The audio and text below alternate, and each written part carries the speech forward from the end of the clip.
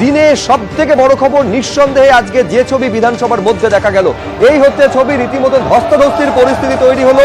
ইস্যুটা ছিল বাঙালি হেনস্থা এবং বাঙালিদের ওপর যে আক্রমণ হচ্ছে তার প্রতিবাদ। ছবিটা দেখুন বিধানসভায় আজকে যা দেখা গেল। বিধানসভায় বিশেষ অধিবেশনে শাসক বিরোধী নজিরবিহীন সংঘাত তৈরি হলো।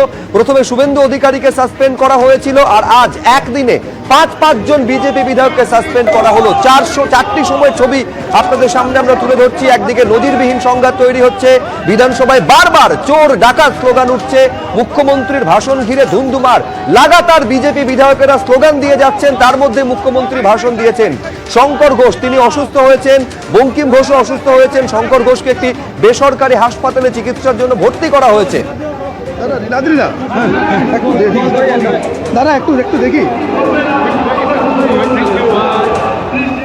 আর এইবার আপনাদের সামনে রাখবো যে চোর স্লোগান। আমি বলছিলাম যে একবার নয় একাধিকবার চোর স্লোগান, ডাকাত স্লোগান স্বয়ং মুখ্যমন্ত্রীর মুখে উঠে এসেছে। দেখাবো সেই মুহূর্তের ছবিটা।